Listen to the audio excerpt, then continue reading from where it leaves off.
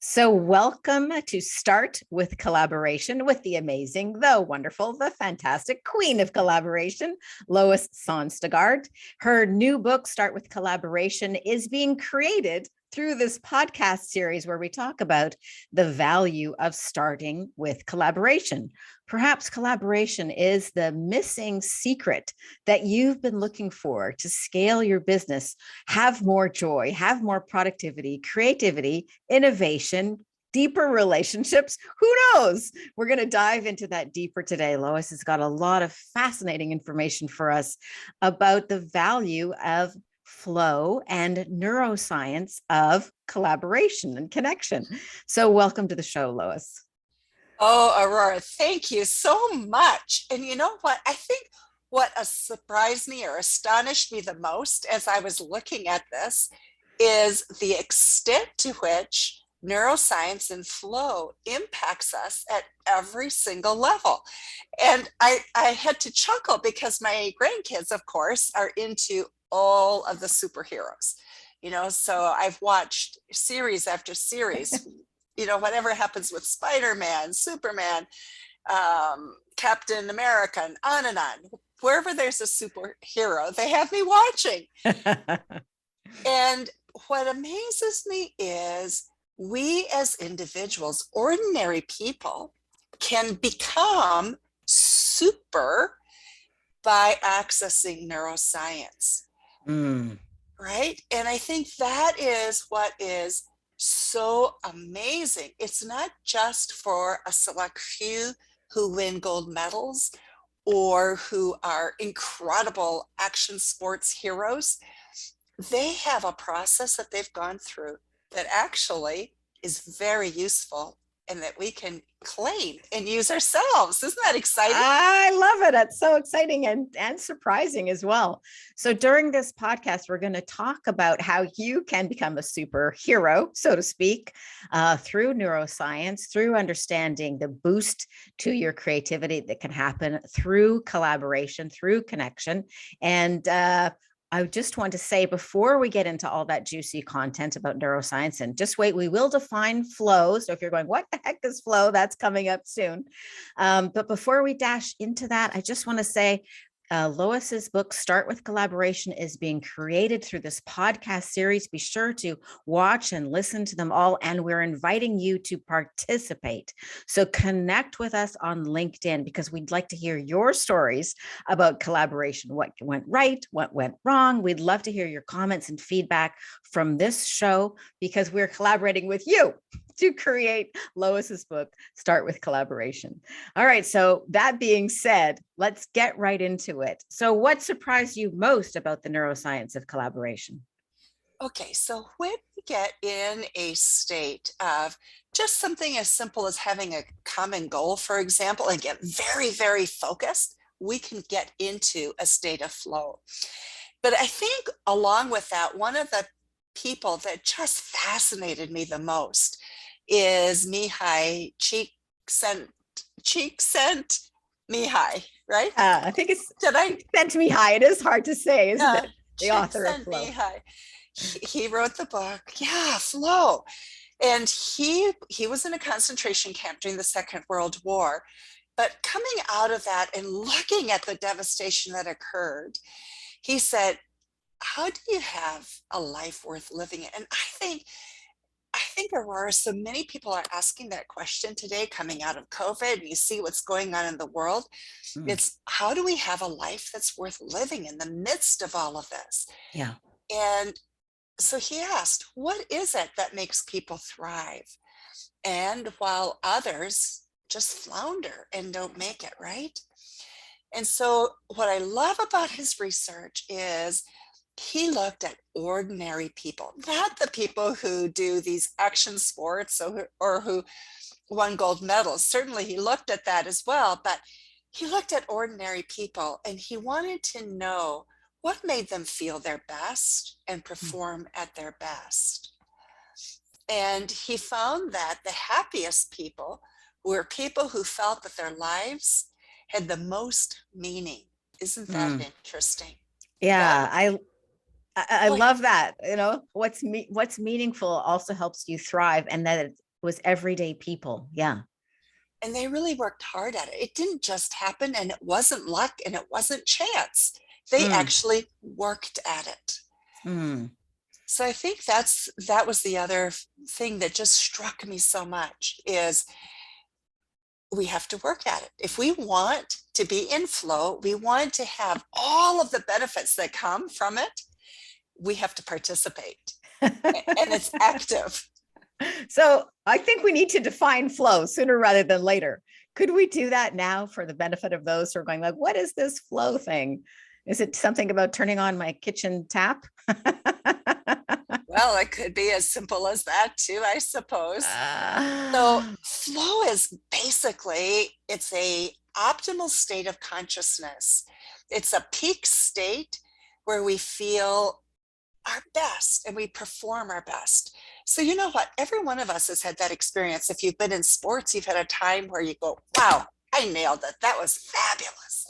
Or maybe it was a speech you gave and you really focused and you got it together and you came away and you said, perfect, I did it, right? yeah. So it's available to everybody, anywhere, provided that there's certain conditions that we meet. Yeah. And those conditions are things like getting in a state Well, we where can we're, get into the conditions in a moment. okay, Let's so just to reinforce what you're saying, flow is accessible to everyone. We've it all is. experienced it, but we've probably all stumbled into it, whether we were running or maybe you were writing something and before you knew it, it was afternoon and you skipped lunch, you didn't notice it, or you were having an engaged conversation, or you were skiing or bike riding. So we've all experienced flow. So how does flow relate to teams working together? Okay, now that's really interesting because we tend to think that teams are sort of, we have so much research that goes on right now with teams. We talk about trust, we talk about accountability, we talk about productive conflict and results, etc. That comes from some beautiful work that's been done, and it's very important. But there's also another component that goes into it that I just have grown to fall in love with because we don't talk about it enough. And so part of what happens with flow is our body releases neurochemicals. And those neurochemicals actually accelerate a social bonding process. So we feel more connected. We have more trust. We have extraordinary confidence in one another, and our abilities to understand one another grows. So think of that. We look at trying to solve issues, but if we can get people focused, working together on solving a problem and getting in this state of flow, we can increase trust. See, I love this because we do often talk about teams as in what's the problem with the team? What's the problem with the people? Teams are a pain. They're not working right. And we have a lot of talk about that. But what you're pointing out is there are enormous benefits potentially in a team. If you understand flow and you understand how to collaborate effectively, you can tap into massive innovation, creativity, productivity, a bunch of good things. So I love that you're really bringing that up. Well, and think of it. I've heard so many people say trust is the beginning, right? Mm. But perhaps through flow, we can create trust. Ah, interesting. It So just a little bit different take. Yeah. yeah, yeah. Did you want to So, touch on some more of so the surprising benefits of flow? well, so here are some other things. Well, I think so. Other things that are surprising is productivity. It goes up about 500%. Oh, really? So Kotler talks about if you as a CEO, for example, get into the flow and are really focused, in one day, you'll have done your week's worth of work. You can go off and you can go skiing Tuesday through Friday. I like the sounds of that, seeing as I live near a ski hill. And that's, of course, Stephen Kotler, who wrote The Art of Impossible and several other books that you're referring to. And what about Susan Pinker's research? So here's the other thing that I think is really interesting, and that goes along with what we were just talking about in terms of teams and groups, the connection. When getting connected, more connection happens when we're in states of flow. So Susan Pinker took a look at longevity and people who live more than 100 years old, and went to an island off of Italy in Sardinia and looked at Villa Grande village. And she looked at the people there that were older than 100 years old. They had more centenarians there than most other places in the world. So it was a good place to do research. And she said, generally when we look at longevity, we say it's because of genes. Well, she found only 25% of factors are accounted for by genetics. And it's not the other big things that we think about, like quitting smoking, going out exercising, eating well, getting on a cardiac program, working on weight, hypertension, clean air. Those kinds of things weren't it. It was two things that really mattered. One was the number of connections that a person had on a daily basis. And the ones who lived long had 3. So having three was the critical number. And then the other was having loose connections, people that you saw sort of occasionally, but you walked past them during the day. You said hello, the florist, the baker, the butcher, the candlestick maker, all of those people. And you were connected casually. So as humans, we thrive when we're connected. And we have right now a world in which we have created a lot of isolation, and all of our technology also augments that. And so I just find that research is interesting. And right? That's amazing. So collaborating, if done the right way, can not only increase our income and our influence, but it can increase our lifespan and our happiness. Wow. Absolutely. Absolutely. And you know what else it does? Is it helps us regulate our emotions. So we don't have to necessarily have the ups and downs. We'll talk a little bit about that in a few minutes. That's interesting. Now, you had more that you were going to share when you were defining flow earlier. Did you want to pop into sharing that now? Sure. Okay. So when we're in flow, and you mentioned it a little bit, and that is time begins to either slow down or it speeds up. And, I've had that experience where you're sitting and working on a project and you go, wow, what happened to the day? It just disappeared, right? Yeah. Or other times you're doing something and it's like everything is moving in slow motion and you can almost pick the particles from the air, right? So time can either speed up or it can slow down. Our sense of self disappears. So the task at hand is what becomes really important. And our self-consciousness about what we are doing and what we're about, that begins to diminish, right? And so the one thing that happens is that it's like our frontal lobe shuts off. And so our notion of time, morality, our inner critic shuts off. I love to shut that one off. That's important for everyone. It's always yeah. Isn't that great when that one disappears? Yeah. And we can really get into what it is that we want. And when that happens, our ability to take risk increases. Why is this important in business? Risk taking is one of the biggest deterrents to an entrepreneur's success, not knowing how to manage risk taking. Some people are afraid to get into it, and others being risk junkies and never getting out of it. So knowing that relationship and how to manage that, I think, is incredibly important. And then, of course, creativity can increase, and our ability to learn. Think of that.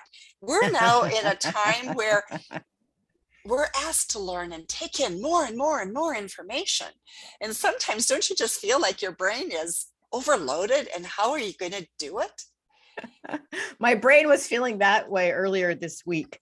And I decided, you know what, I'm not going to listen to news in the morning. It's just too Oh, okay. much news, too much bad news, and it detracts from creativity and innovation, I find, So for me. what's interesting is the military did studies on this, and what Mhm. they found was when they could put people in a state of flow, they could learn 250 to 500% faster. So the thought that it takes 10,000 hours of practice to learn and become an expert at a skill, if in flow, you can cut that time in half. Yeah. So that's Amazing. really, really amazing. Yeah. That Yeah, so just the reminder, like we are the Lois's book is not about flow per se. We're just addressing this and taking a deep dive as we're looking at the benefits of starting with collaboration. But this is huge. What you're sharing is huge. And we haven't even gotten into, and we won't on this, but we will in subsequent podcasts, you know, the financial benefits and how you can grow your business and scale your business and grow your leaders. But just this alone makes starting with collaboration a no-brainer. right. Well, think of it in terms of big things that have happened in our world. Mm. And for me, one of those big things was, what happened with the Kennedy Space Center. But do you remember the movie, The Four Figures?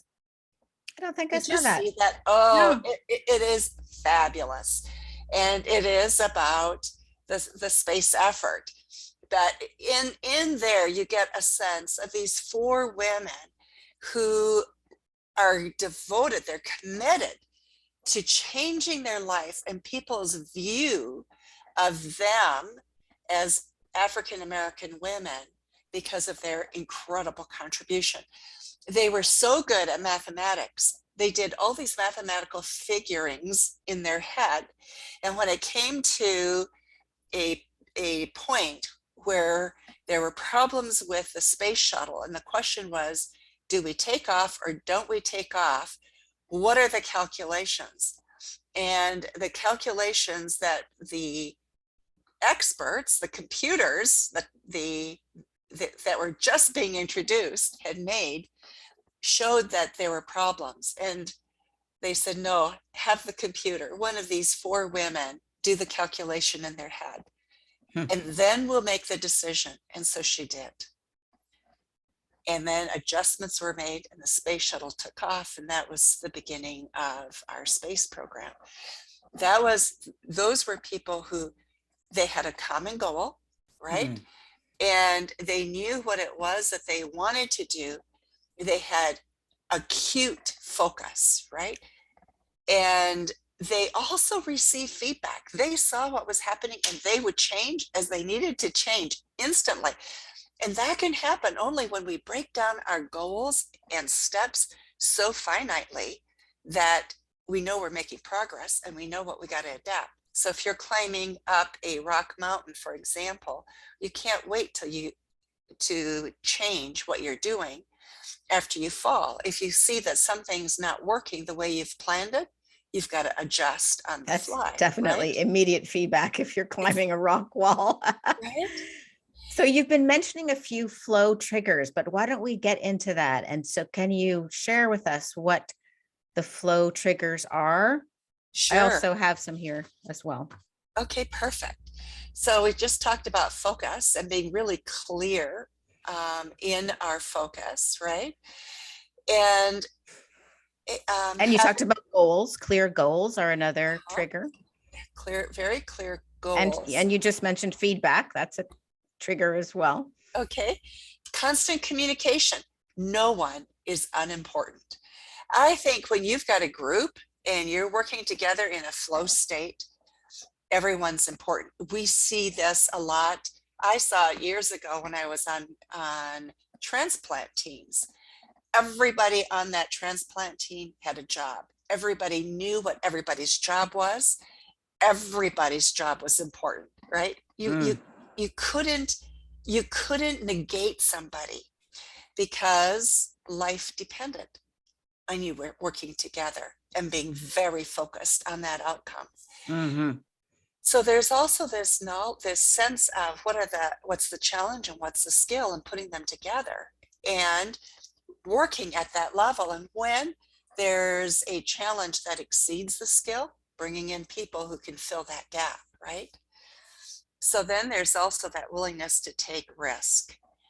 And like we were saying just a little while ago, there are people who just live on risk. And if people don't have any risk, then they're not going to expand what's possible, right? So That is it so can be true. shut down. Yeah. There's also a sense of confidence and willingness to really get absorbed in the task. So together, competencies grow. I think that is huge, right? It's not your individual, it's together. You have exponential access to those competencies. I think the other that is so important in triggering flow is that ability to listen. Mm-hmm. Listen to the here and now, not all the clutter and the conversations that have gone in the past or you want in the future. Listening for right now, what's happening. Yeah. Not waiting to talk, actually listening. Deep listening is effortful. But if you're listening, then it can kind of be like improv. You can build on each other's ideas. Exactly right. Then we're going to talk about this one a little bit more when we talk about collaboration and leadership. I think one of the triggers here is also being able to say yes, and it's not no or but yes, and.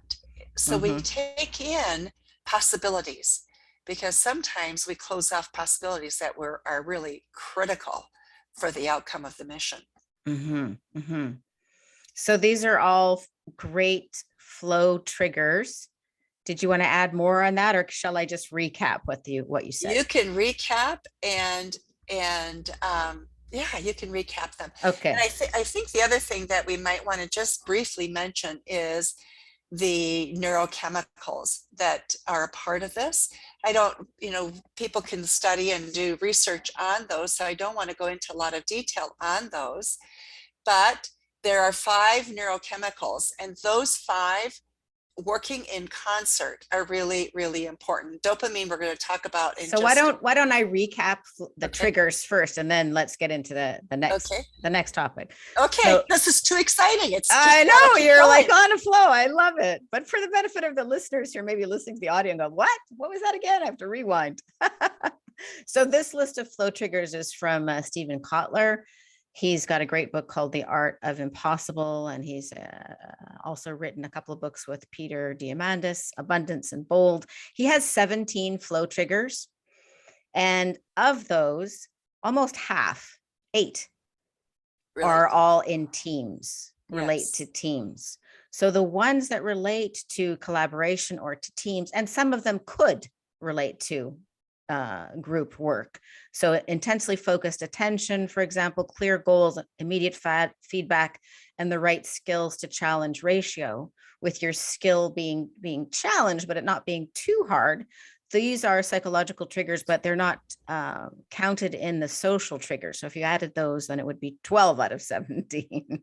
But the ones that you can get directly from working with the team or from collaboration are exactly what you just mentioned, Lois. So concentration of shared goals and communication, equal participation, elements of risk, familiarity. In other words, the other people in your community or in your team or working at the company, blended egos. So it's not just all about one person's ego and everybody else playing a supporting role, but more of a collaborative approach. Control, shared control, but some control over what's actually happening is a trigger for flow. Close listening, you were just talking about that. And then your yes and, or you always say yes, exactly right. And if people want more about flow triggers, they can read Stephen Kotler's book, The Art of Impossible. But how interesting to notice that so many of these occur in collaboration. Isn't that amazing? So let me just, one of the things as you were reading that list struck me was a number of years ago, I was working with the city of Minneapolis, and the city council was asked by people, how was it that you were able to respond so quickly when the bridge collapsed and life was not significantly lost? Hmm. And you were able to come and get your arms around that situation so quickly. And they said this, we rehearsed this time and time again. So we knew who was to be at every single spot and what their job was. So if somebody didn't show up, we knew what was missing. And somebody stepped up and did it until that person showed up. Mm. So something as simple as knowing what each other is supposed to do can be life-saving. Can be life-saving. Right. Exactly right. You don't rise to the level of the challenge, you fall to the level of your training. So train what you need to do as a group. Exactly. So I cut you off earlier when you were going to talk about the neurochemistry and you were starting to talk about dopamine. I'd love to hear all of that. Well, dopamine we'll talk about a little bit more in just a minute, but dopamine is that neurochemical that it creates desire, a desire to investigate and to make sense out of things. It gets released whenever we want to take risk and we want to encounter something novel. It's the novelness that is important. It likes that rush it gets from doing something new and different every time. So we have a neighbor whose daughter was working with the Olympic ski team. She was practicing with them. And she said she loved tweaking things, changing things out a little bit, just to push herself a little bit differently, creating that novelty, because then she got more of that dopamine push. Mm-hmm. It also helps us survive because it allows us to take a look at how it is that we're going to process information, and we look at pattern recognition. So where are there patterns that are repeating, and what is it we know about that, and how do we handle that? So that's one. Norepinephrine. So norepinephrine helps us to take deep breaths. It changes our heart rate, muscle tension. It regulates different things in our body, our processes that we don't think about, like we don't think about how to control our heart rate, our heart beats, whether or not we think about it, right? It triggers glucose release so that we have more energy, so we can have that push when we need it. It also increases our arousal and attention and our efficiency, and controls our emotions when we need to have them control. Very important when you're in a stressful situation. Very important. Right? And then we have endorphins, which give us a high. Is this, it relieves pain and produces pleasure. So you see people, athletes who, like the gymnast in the Olympics many years ago, who sprained her ankle, or broke her ankle. I don't remember which it was, but she continued on and did another event following the injury that she had, pulled it out beautifully. How do you do that? Well, your body just released an awful lot of endorphins, right? And then there's anandamide, which is sort of that, creates that blissful state. And it creates a sense of fear disappearing and allows you to look at what it is that you're trying to do. A lot of people equate that to the effect of marijuana, for example, in terms of elevation of mood, relieving of pain. So it has a tremendous value when you're doing something stressful and maybe your muscles are getting tired, or you're getting pushed past your limits. It kicks in and allows you to perform better. The other thing that it does, which is also very important in groups, is that it increases our lateral thinking. So it allows us to think outside the box. You're in a situation and you've got to come up with something different, a new solution. Lateral thinking. And that's what this neurochemical will allow you to do. And then there's serotonin. And serotonin is sort of like the Prozac of our neurochemistry, and it allows us to recover. So, you know, when you've been on a high, Aurora, and you finish the event, you sit back and you go, oh, was that it? Right? There's kind of that letdown effect. Well, serotonin is one of those things that allows us to cope with that adversity and to put everything back together, and so that we're ready for that next flow state.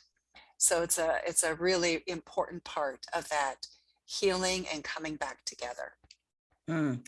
The more I learn about neuroscience, the more I feel that it's so important, because we really are controlled or supported or stopped by the neurochemistry. So if we can understand it and deliberately create situations that support our goals, as you've been talking about with the flow triggers with collaboration, then we can have that life of thriving. And if you're not having a good day, then maybe consider some flow triggers, do something to shift out of that, because the hormones are sorry, but you're actually very controlled by your hormones. It's not just your brain. So simple. I mean, it's simple things. If people are feeling down, is, look up actually affects your outlook. Literally, yes. Go for a walk in the sunshine and look up and get your heart rate going, and then tackle a difficult problem that has you stumped. And that is what Einstein used to do. Is he would go out on a boat and just look at nature, and that allowed him that time to recover and then get ready for that next state of flow. And apparently he had to be rescued quite a few times, and he didn't know how to swim. Oh, is that right? I didn't know that. So he was also probably getting some neurochemistry boost from the risk. From the risk he was taking. Isn't that great? How fun. Did you want to talk more about the value of dopamine? I know we've both been reading Anna Lembke's book. The Dopamine Nation. Yes. Yeah. If you haven't read that book, that's a very, very great read, right? It is. What stood out to you about it? So here's what's interesting about that is when they did research on looking at unexpected rewards that triggered the response. So dopamine allows us to take risk, right? It's that that thrill of being in the game and taking it on. So dopamine really helps us when we set a goal to pursue that goal. Absolutely. So it's really necessary for business people to hack dopamine so that they can have the persistence and grit required. And it's about the pursuit, although it's also triggered when we're surprised. It's triggered when we're surprised, and it's triggered when it's novel. So here's the problem that we often have is we've triggered the dopamine, we're going along, and then we hit a plateau and we can't quite figure it out, right? And so we sometimes try something different. We stop doing what we're doing and take on something wholly new and different, when all we really needed to do was to just add a little bit of novelty, and then the dopamine rush would kick in again, and we would be back on the road to what it is that we're doing. Or we can also add an ice shower or a cold shower. We can do that too. I was so amazed to understand that, Anna Lembke says in her book, Dopamine Nation, that dopamine likes to balance out. So if you press on the pain side, the pleasure side will kick up, or the dopamine will kick up. We can also get dopamine checking your smartphone, or reading a good book, or seeing a movie, or having a piece of chocolate, or a nice meal, or having sex. But you can also hack your dopamine by having a cold shower. In fact, I'm doing the Wim Hof, go for a jog in the morning with just a t-shirt and shorts, and it's wintertime right now. So that's cold. But then I feel good all day. So anyway, that is quite interesting how dopamine works. So anyway, that's another point. In addition to adding novelty, you could add a cold shower or a cold jog. You can do so much. Yep. But remember, it's dopamine that's really important. Exactly. Okay. So carry on with what you were saying about dopamine. Well, so it's the novelty. That's what I really wanted to say. And it's that balance between pain and pleasure. Yeah. And, a lot of times we avoid pain. We're taught to avoid pain, but there is a balance to it. It has value if we know how to embrace it and use it. So use it is what I wanted to say. Exactly right. Exactly right. Yeah. Be intentional. It really is helpful. Be intentional. And many, almost everything that's worthwhile does require some grit, persistence, whether it's a marriage or a business or writing a book, as you're doing right now, creating a podcast. Yeah, it requires Think grit. of it. We live in a world where we think we should not have to have pain. We medicate. We do all sorts of things to avoid it. And I know from my own experience, it's out of those painful occurrences that I've had my biggest learnings. Me too. And also, where's the gift in the pain or the suffering or the setback? If we just medicate or think that there's something wrong because we're suffering, we can miss the gift in it. Yes. Whereas maybe it's time to pivot your business, or maybe it's time to have that, scary honesty conversation with your spouse, or maybe if you're suffering because you have, stopped exercising and gained a bunch of weight over COVID period of time, maybe it's time to go jogging in the morning. Yeah. So exactly right. The suffering can be turned to your benefit if you use it as fuel. As fuel. And the other thing that's interesting is, in talking with some of the people who have really developed some good entrepreneurial businesses and done it through collaboration, one of the things they talk about is sometimes businesses stop too soon because the pain got to be too much and they didn't know how to balance. Yeah. So I think it's knowing that can have value, and knowing when it's too much and when it's actually good and you need to keep going. That's a good point. Yeah, my husband and I sold a very lucrative business because he just reached the point where he just needed a break. Honestly, we should have just taken a holiday. But when you're suffering, you don't necessarily see all of the possible solutions, right? And you just go, I'm out of here. And that's why you collaborate, because right? Yeah. You don't see it. It's that lateral thinking that you really need. Yeah, exactly right. Is there more about neuroscience, or can we talk more about collaboration and define what that is so people can understand what we're talking about here? Because we keep talking about collaboration, but we actually haven't defined that. Let's go on to collaboration, because I think it really is. It fits together so beautifully. Yeah. So what is collaboration? Okay. Can you define that? You've defined sure for us. Let's define collaboration. So collaboration occurs when people work together to accomplish a common goal. Collaboration can occur between individuals, between groups, between entities like organizations, even governments. And I think right now, today, don't we wish governments could really collaborate? Oh, gosh. Yeah. Collaborators also share skills and resources and experiences in order to achieve a common goal. So there's really a desire to accomplish something. And why is this important? It's because today our problems are getting more and more complex, and we're not going to solve them with individual thinking alone. So it's by sharing knowledge and skills and resources that our productivity increases, our creativity increases, our innovation increases, and best of all, our profitability increases. And what is collaboration not? Because I think sometimes people think it's something that it isn't. Well, I think one of the places that collaboration gets confused a lot is with networking. So I'm networking, so therefore I'm collaborating. And I think networking is a really important first step in collaboration, but it is not collaboration necessarily, because networking is, I meet and greet you, I will refer people to you, perhaps we'll find ways to think about working together. But it's not sitting down and saying, what's a common goal that we have that we can work with on together in order to solve and bring our knowledge, our skills, our resources to bear in solving that problem. Yeah. So collaboration is much more than that.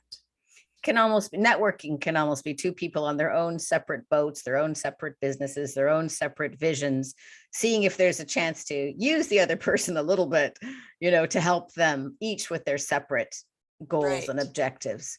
Right. So just that's good to clarify that networking is not sufficient. It's not to sufficient. Create collaboration, although it might be an initial step. It's an important first step, because meeting and greeting and knowing people, that's part of the foundation, right? You want to like and know the people that you're going to be collaborating with. Yeah, exactly right. So you want to build from there. And the other thing I want to talk about, just very briefly, we'll talk more about this in later chapters, and that is collaboration ecosystems. And that's where groups of companies or individuals come together to solve challenges, generally complex challenges. And you do that by identifying what are our joint opportunities, what are our resources, what resources do I have, what resources do you have, where are the gaps, what additional resources do we need to bring together to make us really successful, and then what are the results that we can achieve through this effort. Yeah. And of course, people can find out more about how to join such an ecosystem, by connecting with you, because that's one of the things that you are providing. That's what we are building, and that's really exciting. It's super exciting. But to do all this, Aurora, it requires a different mindset. Yeah. We need to look at things differently. And in our culture in America, we're so, in Europe as well, we're so geared to the individual. We don't look at the collective, the collaborative good. Sorry, didn't mean to cut you off. Go ahead. So we need to look at the bigger good, the common goal of a larger group. Well, we really have this fantasy in North America about the soul, usually the lone man acting alone who changed the world or launched $1 billion business. But usually they've just erased the other people around that person, including his wife, his secretary, his team, because we have this infatuation with that idea, but that idea doesn't serve us, and it doesn't serve the people around us. Right? True. What is that saying? Behind every successful man is a hardworking woman. But behind every successful person, there actually is a team. Yes. And when we can honor that and embrace that and grow that and seek that out deliberately rather than having it happen by accident, that's where you're going to succeed, especially in today's high-tech world where everything can move so quickly.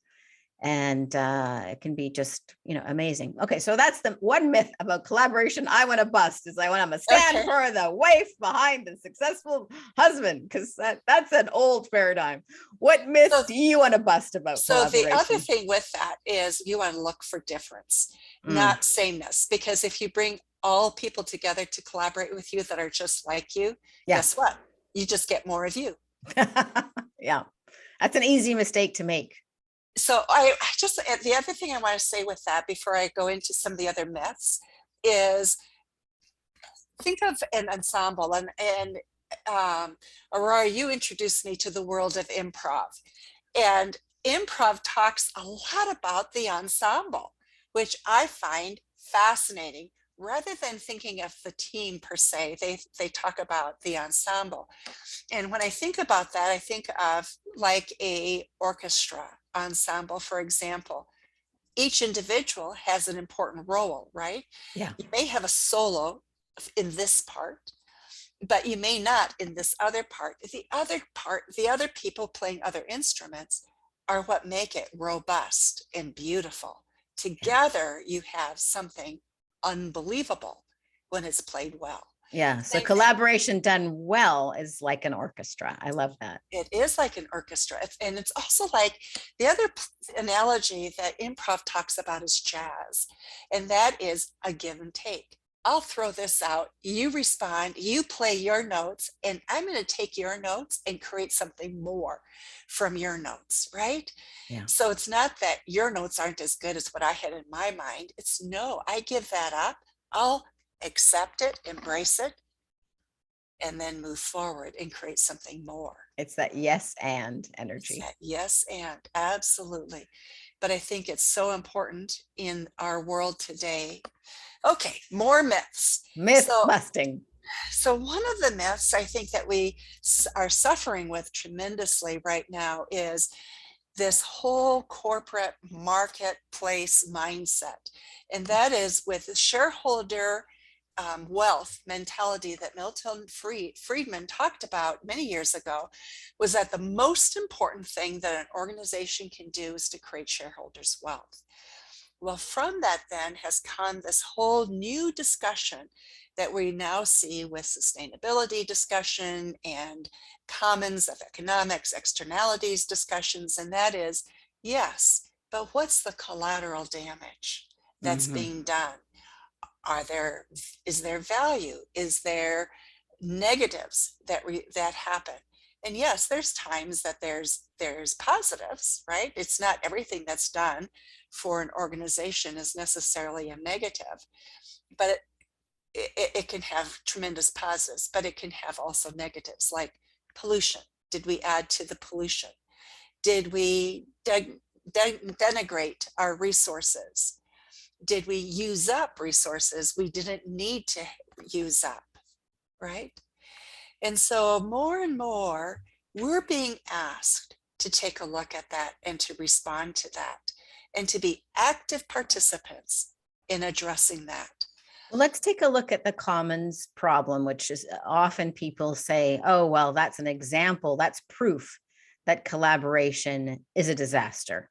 Can you explain what the commons problem is, what Sure.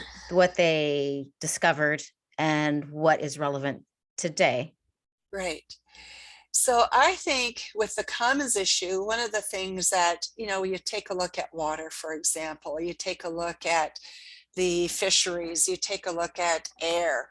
Air is always one of the things that gets thrown about a great deal.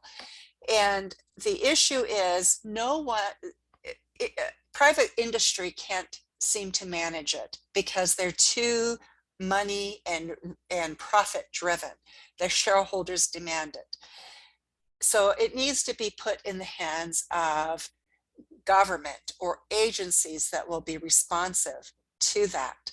And so you have coming out of the UN right now, for example, the sustainable development groups that are really looking at how do we as entities address these issues in a more meaningful way. And so there's this play that's going on between who is the best at being Mm-hmm. able to help us look at these. And I find one of the people most fascinating to me was Eleanor Ostrom and her work. She won the Nobel Prize in Economics for what she did in her work with the Commons research in economics. She won this in 2009. And what she said is, yes, we do need people to take a look at how do we manage this so we don't use up resources, for example, fisheries. Or Switzerland was dealing with this with their cows and pasturing common ground.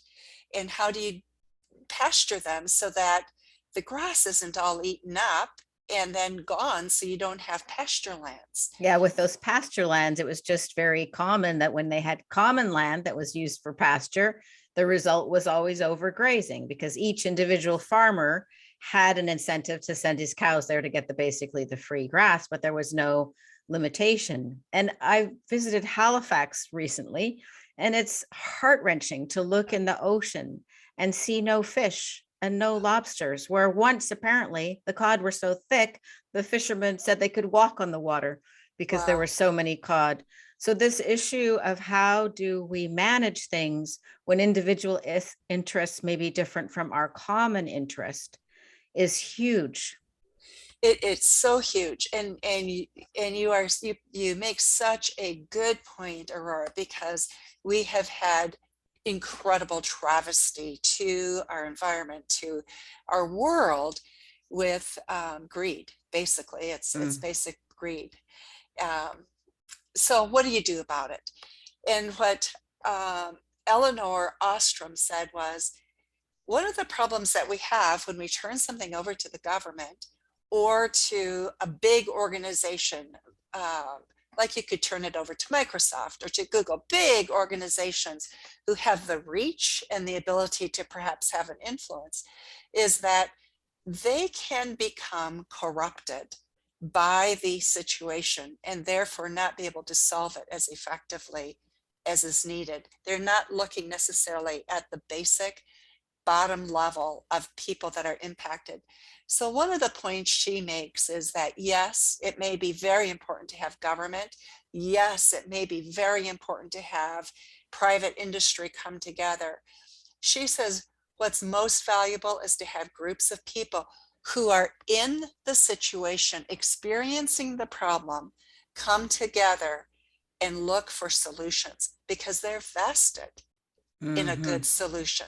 And So what I'm hearing you say, if I could just recap, is that right now how society basically works is kind of on the either the individual level, or we blow it out and it's government's problem or big corporation. But there's something in the middle that is not expressed very much and could be the solution, which is around collaboration with smaller groups of people who are involved in the situation, having an active role. well, and it's bringing all the parties together that are involved. So it may be a smaller group. It may actually sometimes have to be a fairly large group to actually solve the problem. But it's the people who are involved, right? So it's bringing that together with the common goal that you're going to solve this complex problem. And I think collaboration is so huge in terms of offering a solution to this. So if we were to put this in a myth bust, I guess, is this what you're saying, that the myth is that the commons problem of overgrazing has to always be the way it is? And the fact is that with the right approach, which might involve collaboration, there can be solutions to these issues. Absolutely. You got it. You nailed it. Okay. You nailed it.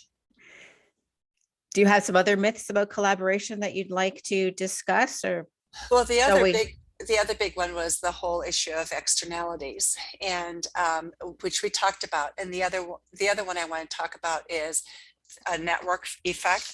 In order to really collaborate, we need to change. We got to change behavior. We got to change people. Change is difficult. How do you get people involved, get people to come together? And so we've done a lot of things. And I learned in school, I think most of us have, you've got to scale, grow your business, become dominant, grow your brand, right? But we have a network effect that's available to us today where we can communicate and reach out to people in bigger and better ways than we've ever done before. Things don't need to stay the same. We can really reach people and change what is happening around us. So as I understand the network effect, it is the kind of companies who are like Facebook, where, if you like using Facebook and it serves you to invite other people to use Facebook because there's more benefit. The network effect is there's more benefit when more people use it. Or there would be an example would be Slack, the team application in work called Slack, or even Zoom. The more people who use Zoom, we're using Zoom right now, the better the value is, or right. WhatsApp or FaceTime or these kinds of things. Is that right? Or do you have more distinction around what a network effect is? Right. So that's at a macro level. At a smaller level, you can have companies. So you and I are talking right now, and we can invite one other person to join us. Now we have 3 people, So yours and my relationship, we now have this third person. They're connected to me, you're connected to them. We just added. Every time we add somebody to this little group, we have added their connections as well to this conversation. We've enlarged our discussion. The same thing is if we bring groups of people together. So let's say we have a church group or a UN SDG group, a sustainable development group. And we're saying we're really working on this issue of water in this community. How can we, what's the networks that we have that will help us reach more people so we can get this message out so we can do more about this problem? So on a individual business or more micro level, we have the ability to reach a whole lot more people because of this networking capability. And this network effect is very prevalent now, thanks to the internet and various things. So what is possible is that any companies that involve or could leverage the network effect plus collaboration, I think are going to dominate the economic landscape, because those are two superpowers. You've talked about the flow aspects of collaboration and how it could make people 5 times more creative and innovative and productive. And then if you also have the kind of company or business or plan that it can leverage the network effect, then you're away to the races. So the kinds of companies that are not currently able to leverage the network effect would be when you add another person and it dilutes the profit or it dilutes the possibility. I can't think of a really good example, except the only thing that's coming to mind is a basketball team. If you're on a basketball team and then you invite another person, well, there's just another person sitting on the bench. So it's to your disadvantage to have 50 of your friends join your basketball team, because you'll play less because more people will be most likely waiting on the bench. On the other hand, there is a network effect inviting another person to come and watch the basketball game, right? Because you can have more fun with more people. It doesn't dilute your value by having more people. It adds to the value of having a bigger audience watch a basketball game. I don't know, perhaps you can think of a more business example. Well, I love that example. And I think the other thing that networking effect does for us is it takes the excuse away from not needing to be involved. We have every tool available today to become actively engaged in solving our complex problems. Mm-hmm. That's huge. That is huge. I love it. Absolutely. And what about change? Solving our complex problems is probably going to involve some change. People don't necessarily like change. What's your viewpoint on the change? So here's what's great about that is as you involve people and you're connected with them and they begin to introduce you to this and that, you begin to shift, right? When somebody you know takes you a little bit further in a direction, you're more open to receive it. Change happens more readily. And so I like some of that work that it's like friend of a friend, like that book, Friend of a Friend. Yes. It's like we become like our friends. We do. Or collaborators. Yes. So as others are changing, it's easier for us to change. Yep, absolutely. And did you want to talk about how to make big things happen? That book that you read called Change, Making Big Things Happen, or How to Make Big Things Happen? Well, there's a lot of ways to make big things happen. And actually, I want to talk more about that next week and talk a little bit more about leadership and the impact of what we've just been talking about with collaboration, ensembles, improvisation, the neurochemistry on leadership and how it's really shifting part of what we're doing. Because I think change is an issue that is huge. We need to spend a little bit of time on that. Yeah, I'm hoping at your collaborators, which is what we're calling the ecosystems that Lois is launching, that you might have some improv games to play that yes and we should one of our podcasts should be just that, an improv game, and invite people to come in and join us on that. Oh, that'd be fun. That Yeah. sounds like a great idea. So yes, we definitely need leadership development. We're going to talk a lot more about leadership development, and actually we're planning right now another book that will be just dealing with collaborative leadership. Yeah. But one of the things that happens in collaboration is that there's a flattening that occurs of our organizations. So think of it right now. Our organizations tend to be very siloed, and we've made them complex, so it becomes very difficult to flatten them. And when we flatten them, what happens is there's an ability to be flexible, to be resilient, to listen to people, to change, to shift. There's a willingness to respond to what you're saying, perhaps, and shift. It takes an incredibly emotionally secure leader to work in a large, flattened organization, because there's an uncertainty that improv brings that you don't have when you are in a siloed situation, and it's hierarchical. So they're going to need more skill sets to deal with that, which we can help with. Much more skill. Stay tuned for our improv podcast that you too will be invited to play yes and who knows what kind of fun we can have with that. So there's also a give and take. The leader isn't always the leader. He may be a follower some of the time, or she. And you're going to be working for the greater good, not just for myself, not just for my promotion. You're working for the greater good.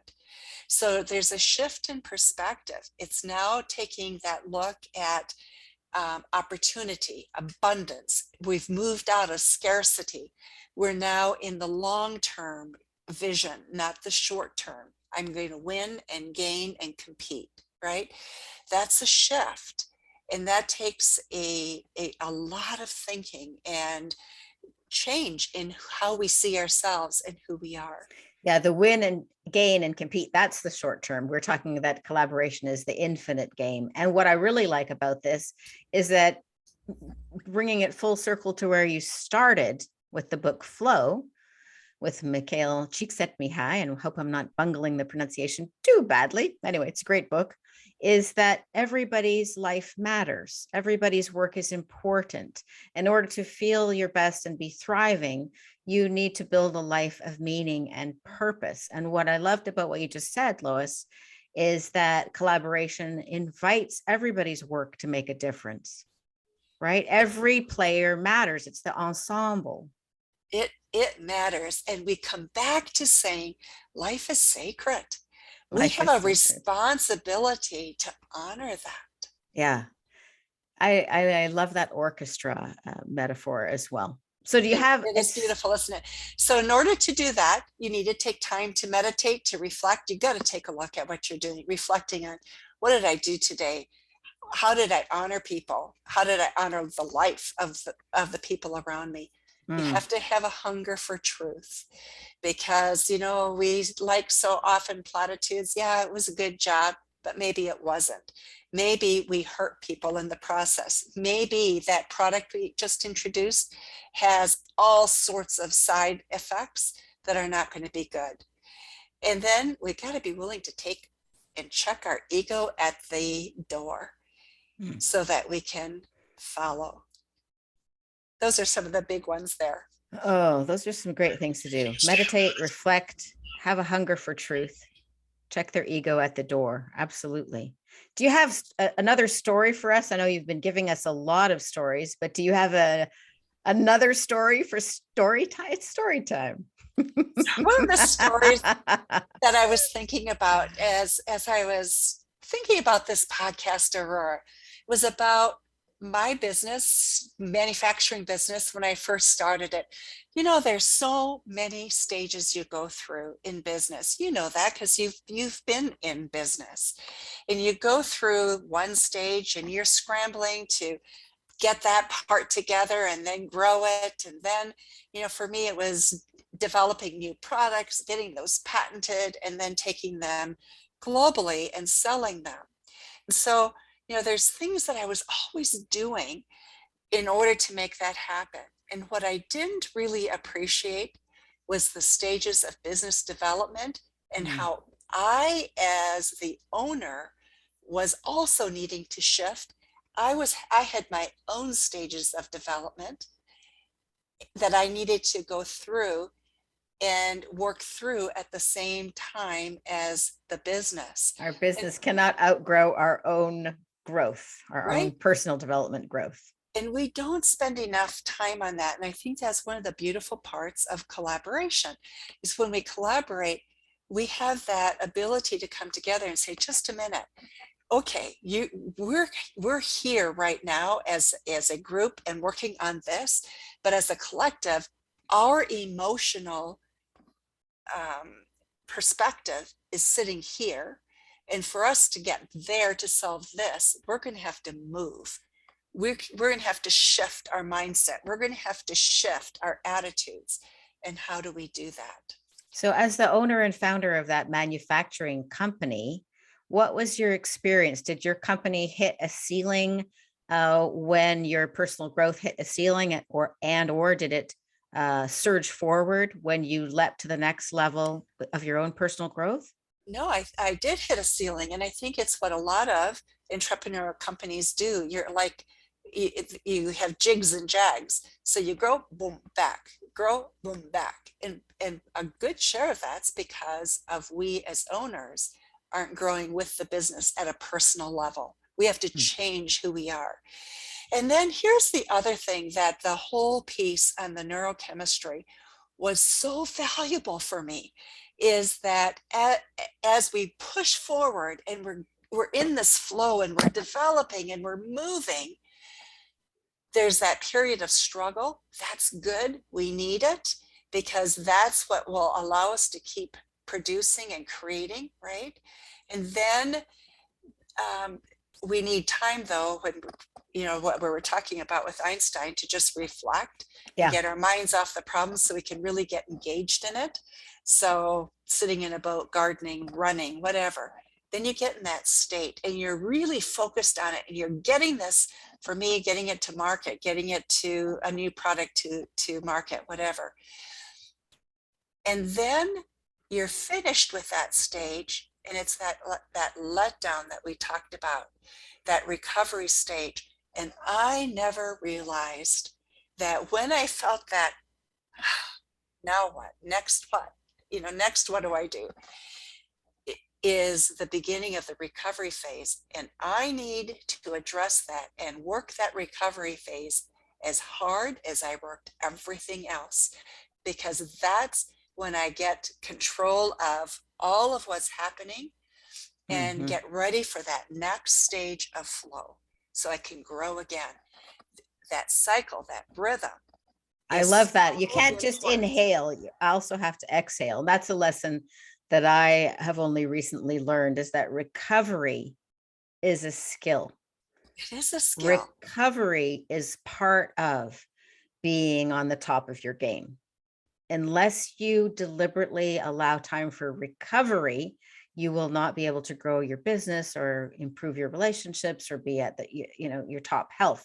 And the best metaphor to think about that would be an athlete, right? Athletes can overtrain and they get injured and they'll hit a wall. So they need to they need to push themselves when they're doing their training, but they also need to take time for recovery. And as leaders and entrepreneurs, I think we forget that, or we don't know that.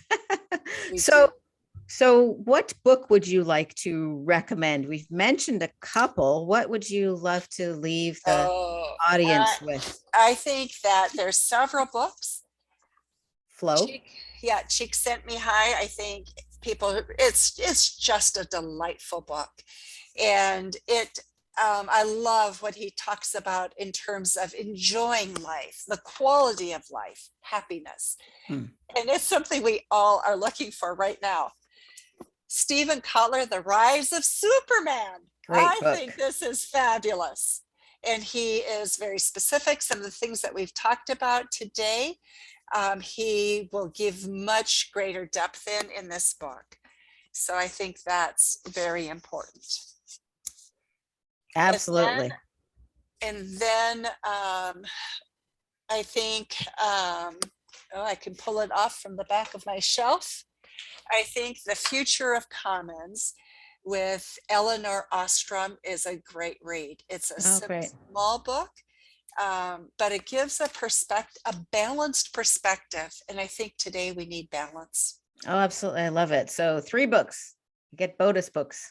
Bonus books this time. Both of us are such voracious readers. We find it hard to just recommend one book. So The Rise of Superman, Flow, and The Future of Commons, some great books. And please, this is the process. Lois is using a collaborative process as she's creating her new book, Start with Collaboration. So you'll want to do yourself a favor and grab a copy of Start with Collaboration. Also, we are collaboratively creating this book, so we'd love to hear from you. So you can go to startwithcollaboration.com, or you can connect with Lois or with me on Facebook and tell us about your stories of collaboration. Tell us about what's worked for you with Flow. Give us your comments about this show, or tell us what you thought when you read the books that are recommended, or when you do the actions that Lois has just suggested for you, which is to meditate, reflect, have a hunger for the truth, and check your ego at the door. I think we can add to that. Prioritize your recovery time. It's not goofing off to recover. It is part of living up to your full, absolutely your full potential. In our next podcast, we're going to be talking about a blueprint for collaboration. Hopefully you're all excited about collaboration because you see how important it is, and also how enormous the benefits are to your profit, to your productivity, to your creativity, to your longevity, to your happiness, and I could go on. But in our next show, you don't want to miss that, because we're going to start to deliver the real action steps and the blueprint for collaboration. So I'm Aurora Winter. I'm the author of Turn Words into Wealth and several other books. My guest today, who I'm going to, of course, give the last word to, check in with her, see if she's got a quote or another thing that she wanted to say to wrap up if we missed something. My guest today is Lois Sonstegard, and her upcoming book is Start with Collaboration. We'd love to hear from you. Be sure to connect with us. So Lois, as we wrap up this particular podcast, what would you like to add? It has been delightful to be with you, Aurora, and with our audience today. So thank you so much. And of course, I do have a quote. It comes from Stephen Kotler, The Rise of Superman. And this is what he says: every good athlete can find the flow, but it's what you do with it that makes you great. If you consistently use that state to do the impossible, you get confident in your ability to do the impossible. You begin to expect it. That's why we're seeing so much progression in action sports today. It's the natural result of a whole lot of people starting to expect the impossible. And I would say, as we begin to understand this and the use of this in business and in collaboration, we are going to see all sorts of the impossible happening within business. Fantastic. I love it. Thanks so much for being my guest today, Lois. It was a fantastic show about the value of collaboration and the neuroscience of flow, and defining the all the benefits of collaboration. And don't miss us next time. The blueprint for collaboration is coming up in the next show. Bye for now. Okay.